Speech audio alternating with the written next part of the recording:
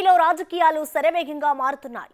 ఇప్పటివరకు వైసీపీలో ఉంటూ గత ఎన్నికల్లో పార్టీకి సేవలు అందించిన నేతలు ఒక్కొక్కరుగా సైకిల్ ఎక్కేస్తున్నారు.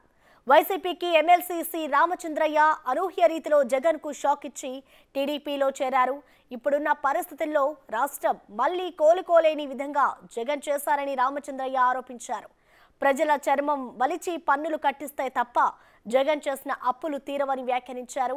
రాష్ట్ర ఆర్థిక పరిస్థితి గురించి జగన్కు చెప్పినా వినే పరిస్థితి లేరని అన్నారు. తనలాగే చాలా మంది వైసీపీలో ఉన్నారని, సమయం చూసుకొని బయటకు వస్తారని రామచంద్రయ్య తెలిపారు. పదవుల కంటే సమాజమే ముఖ్యమని, తెలుగుదేశం పార్టీలో చేరాలని వచ్చినట్లు ఆయన తెలిపారు.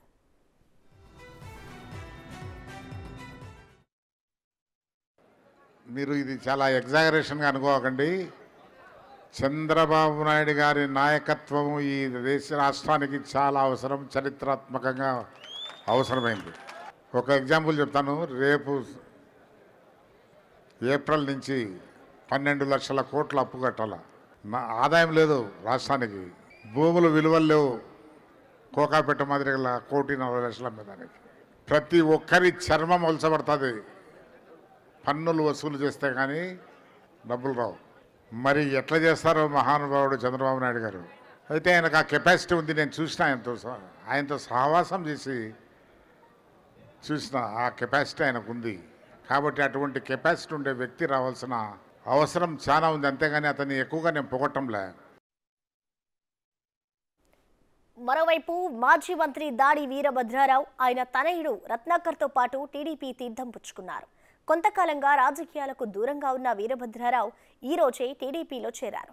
వీరితో పాటు వైసీపీ కీలక నేత ఎంపీ విజయసాయిరెడ్డికి అత్యంత సన్నిహిత బంధువు బావ అయిన ద్వారకానాథ్ రెడ్డి కూడా చంద్రబాబు సమక్షంలో టీడీపీలో చేరారు.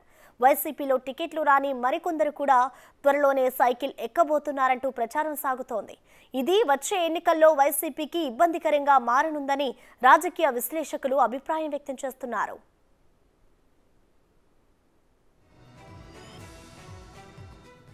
అరాచకమైనటువంటి పాలన, అటువంటి నియంత్రితమైనటువంటి పాలన ఏనాడు కూడా స్వాతంత్రం వచ్చిన తర్వాత మనం చూడలేదు, కని విని ఎరగలేనటువంటిది. అటువంటి పరిపాలన మనం తుదముట్టించాల్సినటువంటి అవసరం ఉంది.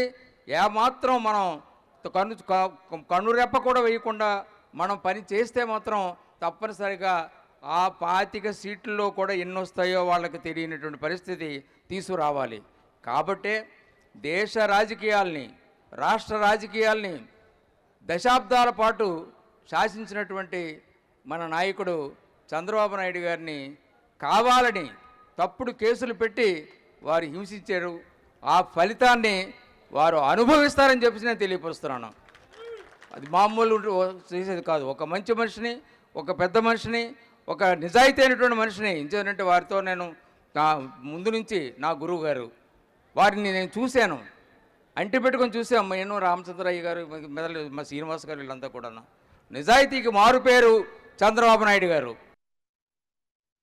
ఎక్కడ చూసినా అవినీతిమయం, ఎక్కడ చూసినా విధ్వంసం, ఎక్కడ చూసినా ఆయన నలుగురిని పార్టీ ఆఫీసులో ఏజెంట్లుగా పెట్టుకొని ఎవరైతే పార్టీకి కలెక్షన్ చేస్తారో వాళ్ళని నలుగురిని పెట్టుకొని వాళ్ళ దగ్గర కలెక్షన్ చేసుకుంటా కార్యకర్తలను కానీ, ప్రజలను కానీ, నాయకులను కానీ, ఎమ్మెల్యేలను కానీ, మంత్రులకు కూడా కనీస అపాయింట్మెంట్స్ ఇవ్వకుండా ఆయన చూసే అరాచక పాలనకు నేను ఈరోజు 20 సంవత్సరాలు చేసిన పార్టీకి ఆయన ముఖ్యమంత్రి అయిన తర్వాత కనీసం ఆయన సీఎం పేసి లేక అడుగు పెట్టలేదంటే మీరు గమనించండి. ఈరోజు నాకు సంతోషంగా ఉంది.